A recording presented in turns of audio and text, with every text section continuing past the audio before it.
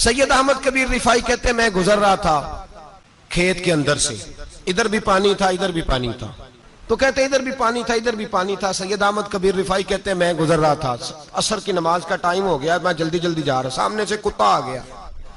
अब कुत्ता आया तो मुझे जल्दी थी, कुत्ता भी भीगा हुआ था। अब मेरा दिल करे कि कुत्ता नीचे उतरे तो मैं गुजरूं, कुत्ता खड़ा है कि ये साइड पे हो तो मैं गुजरूं। कहते हैं देर हो गई तो मुझे डर लगता था, मैंने कभी कुत्ते को भी नहीं झिड़का था, कभी कुत्ते को भी, अपनी इतनी हैसियत ही नहीं, झिड़का ही नहीं कभी किसी को। आप फरमाते हैं देर हो गई तो मैंने कहा या अल्लाह, हजरत सैयद अहमद कबीर कहते हैं मैंने कहा या अल्लाह इस कुत्ते को जुबान ही दे दे, मैं इसे कुछ समझा ही दूं, इसे जुबान ही दे दे, तू तो कादर मुतलक है। मैंने उसे जुबान दे दी तो मैंने कुत्ते से कहा नीचे उतर जा, मैंने नमाज पढ़नी है। तो कहने लगा बाबा जी आप उतर जाए, आप उतर जाए, आप उतर जाए, मैं क्यों उतरूं। तो सैयद अहमद कबीर रिफाई कहते हैं मैंने उससे कहा कि बात यह है कि मेरे ऊपर नमाज फर्ज है, तेरे ऊपर फर्ज नहीं, तो मैंने नमाज पढ़नी है। अगर मैं खेत में उतर गया तो कीचड़ है, मेरे कपड़ों को मिट्टी लग जाएगी, पता नहीं पानी पाक है कि नापाक है, तो तू उतर जा, तेरे ऊपर नमाज नहीं फर्ज, तो मुझे जाने दे। तो सैयद अहमद कबीर रिफाई कहते हैं उसने ऐसी बात की कि मेरे ऊपर वजद तारी हो गया। कुत्ते ने बात की तो मैं कांपने लगा। राती जागे शेख सदावे, राती जाग दे कुत्ते, तैथों उत्ते मालक दा दर मूल न छड़ दे, भावे मारो 100 जुत्ते तैथों उत्ते, वो एक बुरकी दा कदर पछानन, भावे मालक हो मन सुत्ते तैथों उत्ते, रुखा सुखा खा दिने जार रुखा विच सुत्ते ते तैथों उत्ते, उठ बुलिया चल यार मना ले नहीं ते बाजी लै गए नहीं कुत्ते, उठ बुलिया चल यार मना ले नहीं ते बाजी लै गए कुत्ते ते तैथों उत्ते। सैयद अहमद कबीर रिफाई कहते हैं वो मुझे कहने लगा आप उतर जाए, तो मैंने कहा भाई मेरे ऊपर नमाज फर्ज है, तेरे ऊपर फर्ज नहीं, तू उतर जा, मेरे कपड़े आलूदा हो जाएंगे तो क्या करूंगा। तो कहते हैं उसने बात की तो मैं घबरा गया और छलांग लगा के मैं खेत में उतर गया। मुझे कहने लगा बाबा जी कपड़े अगर आपके कीचड़ से आलूदा हो गए तो पानी से साफ हो जाएंगे, और अगर मुझे हकीर जान के आपका दिल आलूदा हो गया तो 7 समुद्रों से भी साफ नहीं होगा, कपड़े पानी से धुल जाएंगे, और दिल अगर तकब्बुर से आलूदा हुआ तो 7 समुद्रों से भी सही हो सकता ना ना ना, हकीर नहीं जानना। किसी ने हजरत सैयद अहमद कबीर रिफाई से पूछा कि बाबा इतना बड़ा दर्जा, इतना बड़ा मकाम कैसे मिला। तो बाबा जी कहने लगे जिंदगी में कभी किसी को हकीर नहीं समझा, किसी को कभी हकीर, कभी किसी को अपने से कमतर नहीं समझा। तो अल्लाह ने देखे ना, अगर आप नहीं समझेंगे तो उसके लिए भी आपको उन्वान मिल जाएंगे, और अगर समझना है अपने आप को बड़ा तो उसके लिए भी मौके मिल जाते हैं। हजरत शफीक बल्खी बहुत बड़े सूफी बुजुर्ग हुए पर नौजवान थे, जवानी में ही अल्लाह ने बड़ा मर्तबा दिया। हजरत अब्दुल्ला बिन मुबारक बूढ़े थे, दोनों एक महफिल में इकट्ठे हुए। अब बगदाद सारा मानने वाला था और दोनों का मानने वाला था। आखिर में दुआ बुजुर्ग कराया करते थे महफिल के इख्तिताम पर। हजरत शफीक बल्खी जनाब अब्दुल्ला बिन मुबारक से कहने लगे आप दुआ करें, आप दुआ करें, आप बुजुर्ग हैं, अब जिसने जो मानना है उसे उसके लिए उन्वान भी मिल जाएगा। हजरत सैयदना अब्दुल्ला बिन मुबारक कहने लगे बेटे तू दुआ कर, तेरी उम्र थोड़ी है, तेरे गुनाह भी थोड़े हैं, तेरी उम्र थोड़ी है, तेरे गुनाह भी थोड़े हैं।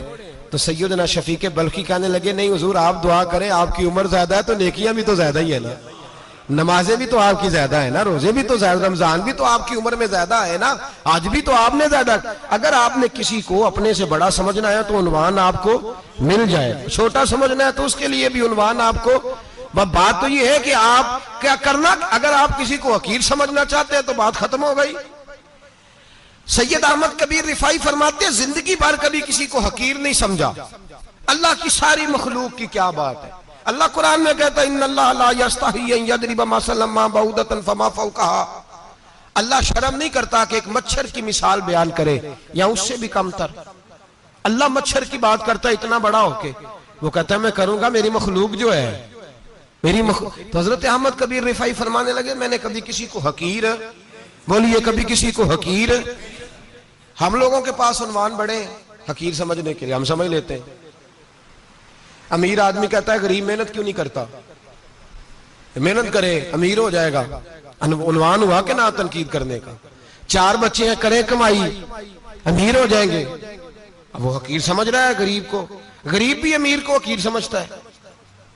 वो भी कहता है जो इसने कमाया सारा ही हराम है, जायज एक पैसा नहीं, उसने भी हकीर समझ लिया।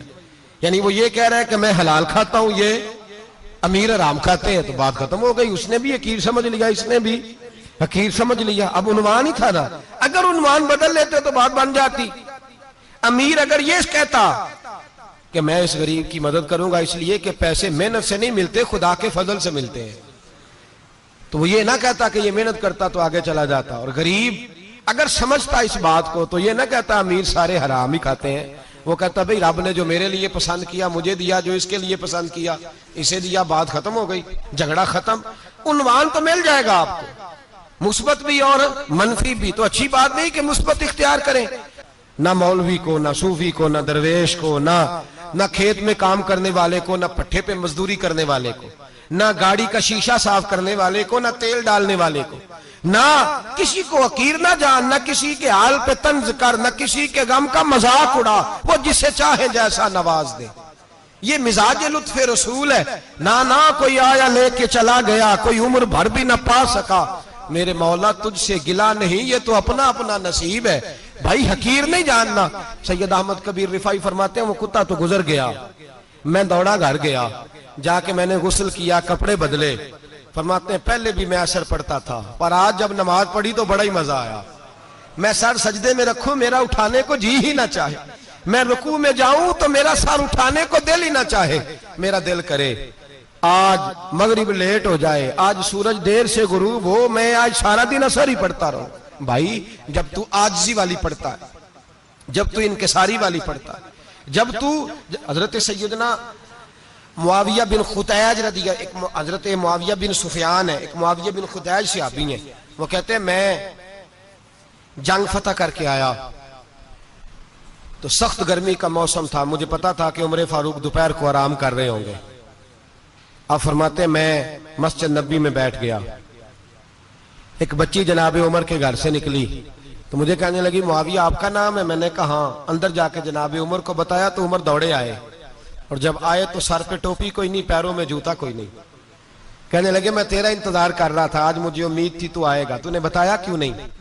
तो मैंने कहा हुजूर मुझे पता है रात सारी आप चेहरे पे कपड़ा डाल के मदीने की गलियों में रहते हैं, तो दोपहर को आप आराम करते होंगे, इसलिए मैंने कोशिश की कि आपको बेदार ना करूं, आप आराम कर रहे होंगे, इसलिए ये मैंने कोशिश की कि मैं बैठता हूं मस्जिद में आराम करता हूं, जब आप आएंगे तो देखी जाएगी।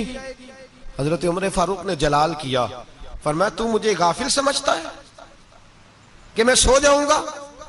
और आप फरमाने लगे मैं कौम का खादिम हूं जिसकी इतनी ज्यादा रियाया हो वो सो जाए चुप करके, मैंने जवाब नहीं देना अल्लाह की बारगाह में? फरमाया मेरे अमीरों की तरह सोने जागने के वक्त मुकर्रर नहीं, मैं कौम का खादिम हूं, जिस वक्त भी आया करो मुझे जगा लिया करो, मुझे कब्र में जाके खुदा को भी जवाब देना है, मोहम्मद मुस्तफा को भी जवाब देना है। मेरे भाई याद रखें जब ये चीजें पैदा, और फिर हमने इन तकल्लुफात में, मैंने कई दफा ये बात बयान की है, अब तो लोग रिश्ते करते हैं तो डीसी कॉलोनी में किराए का मकान खरीदते हैं, 2-4 गैरों की गाड़ियां मंगा के दरवाजे के आगे खड़ा करते हैं, रिश्ता हो जाता है बड़ा घर देख के, और जब शादी के चौथे दिन पता चलता है कि ये किराए का मकान था, तो रिश्ते मकानों पे कायम नहीं होते, एतबार पे कायम होते हैं। वो एतबार टूटता है तो जिंदगी भर कायम नहीं होता दोबारा। जो आप हैं आप वही रहें, जो आप नहीं हैं वो कभी बनने की कोशिश ना करें। और मेरे अजीज ये भी याद रखें आजिज़ी आपको सवार देगी, और वैसे भी हम अल्लाह के हुजूर जाने वाले हैं, अगर पर्दों में छुप के चले जाएंगे तो बच जाएंगे, और अगर हम अपना आप दिखाते ही रहें, सारी जिंदगी इसी चक्कर में रहें कि मुझे भी पूछो, मुझसे भी मुशावरत करो, मेरी भी बात सुनो, तो ये अना की दौड़ तो खत्म ही नहीं होती। हिर्स सिर्फ पैसे की नहीं होती, हिर्स हवस शोहरत की भी होती है। और नबी पाक सल्लल्लाहु अलैहि वसल्लम ने इसको भी बयान फरमाया है कि ये जो तेरे अंदर चीज पैदा होती है ना, मैं जाना जाऊं पहचाना जाऊं, इससे भी अपने आप को बचा। सहाबा के बाद जिस शख्स की खिलाफत सबसे मजबूत हुई वो हजरत उमर बिन अब्दुल अजीज थे। इतनी बेहतरीन खिलाफत की कि लोगों को हजरत उमर का जमाना याद आ गया। हजरत उमर बिन अब्दुल अजीज, इराक में रहने वाली एक औरत थी। उस औरत का खामद फौत हो गया तो 5 बच्चियां यतीम थी। वो इराक से चली और जनाब उमर बिन अब्दुल अजीज के पास आई कि आप मेरी बच्चियों का वजीफा लगा दें। वो कहती है जब मैं पहुंची ना, यहां तो अब तो इस्तकबाल, आना जाना बड़े मामलात हैं। अब तो बच्ची की बारात आए और 5, 7, 10, 20 लोग दरवाजे पे खड़े ना हो तो बारात नाराज हो जाती है, कहते हमारा इस्तकबाल ही किसी ने नहीं किया। तो इस्तकबाल तो अब इस तरह है जिस तरह नशा नहीं होता, ये इस्तकबाल की हालत है, अमीरों से लेके गरीबों तक। मुझे पूछा ही नहीं, किसी ने कुर्सी नहीं दी, आगे ही नहीं बिठाया, ये वाला मामला है। और मैं मेरी तरह के लोग, नेक लोगों की बात नहीं करता। अब तो हम देखते हैं फला मौलाना का इस्तकबाल हो रहा है, फला के लिए लोग खड़े हो रहे हैं, नारे लग रहे हैं। और अब तो मैं देखता हूं ऐसे ऐसे हाथ लहराते हैं सूफी और दरवेश कहलाने वाले, जैसे सियासी लीडर लहराया करते हैं। ये क्या तरीका हुआ? ये कौन सा तर्ज जिंदगी? मेरे नबी पाक सल्लल्लाहु अलैहि वसल्लम ने फरमाया जो ख्वाहिश करे कि मैं आऊं और लोग खड़े हों वो तो जहन्नमी है, तो दोज़खी है। सारे वही तरीके हम इख्तियार करते जा रहे हैं, वही प्रोटोकॉल है हर जगह। वो लोग जिनके दरवाजे खुले होने चाहिए थे, वहां भी हर वक्त के लिए मामला तय हो गए। याद रखें मेरे नबी पाक अलैहिस्सलातु सलाम ने जो तालीमात दी, हजरत उमर बिन अब्दुल अजीज रहमतुल्लाह ताला अलैह। औरत कहती है मैं पहुंच गई, मैंने लोगों से पूछा घर कहां है, तो कहा वो जहां बोरी लटक रही है ना बाहर, टाट का पर्दा लगा हुआ है, वो हजरत उमर बिन अब्दुल अजीज का घर है।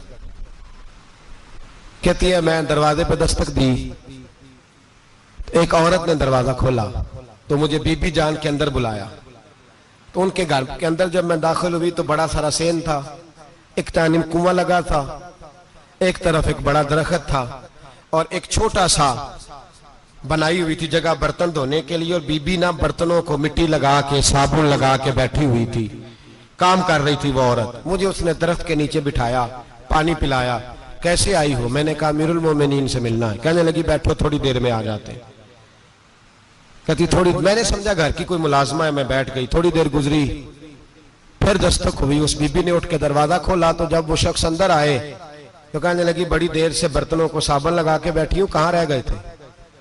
कहती है वो साहब कहने लगे बस जरा मसरूफ हो गया था, दौड़े गए, कुएं से पानी निकाला, बीबी को दिया, उसने बर्तन धोए। कहती है फिर थोड़ा सा सिरका और एक रात की रोटी वो लाई, उस शख्स ने खाई। मैंने कहा कि ये दोनों घर के मुलाजम है, मियां बीवी काम करते हैं। जब वो खाना खा चुके तो वो औरत मेरे पास आई, कहने लगी उठ के मिल लो अमीरुल मोमिनीन से। मैंने कहा कौन अमीरुल मोमिनीन? तो कहने लगी कब से तो आए हैं, ये जिसने कुएं से पानी निकाला यही मुसलमानों का अमीर है, और ये जिसने दरख्त के नीचे बैठ के सिरके से रोटी खाई है यही है। ये फरिश्तों की दास्तान नहीं, ये वो लोग हैं। मैं रात को भी कह रहा था एक जगह पे कि ये लोग जो है ना जिनका आप रोज शिकवा करते हैं हुकूमतें बड़ी खराब हैं, ये कोई नहीं खराब, बिल्कुल खराब नहीं। जितने सियासी लीडर हैं सारे सही हैं।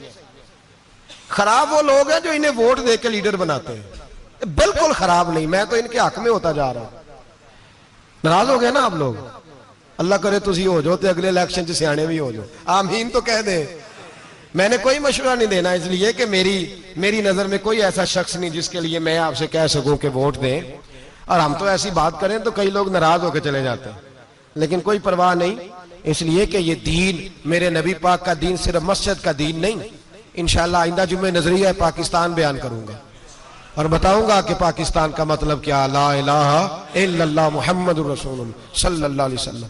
हुजूर का जो कुरान नाफज होगा मस्जिद में, वो कुरान कचहरी में भी नाफज होगा इंशाअल्लाह। और वो कुरान नाफज होने आया है, असेंबलियों में वही कुरान नाफज होगा इंशाअल्लाह। और यही चिराग जलेगा तो रोशनी होगी।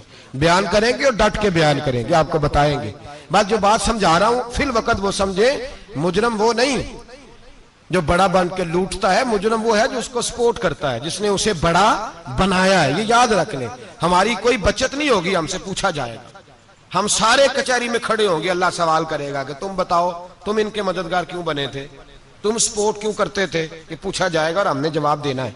बाहर आलाम दाम पर सरे मतलब जनाब उमर बिन अब्दुल अजीज रहमतुल्लाह अलैह के वो बीबी गई तो कहने लगी कि ये अमीरुल मोमिनीन है। कहा वो उठ के हाजिर हुई, कहा हुजूर मैं इराक से आई हूं, मेरा खामद फौत हो गया, मेरी 5 बेटियां हैं, वजीफा लगा दे। वो बीबी कहती है मेरा दिल था कि यतीम बच्चियों का 100 दिनार साल का लगा देंगे तो बड़ी बात है।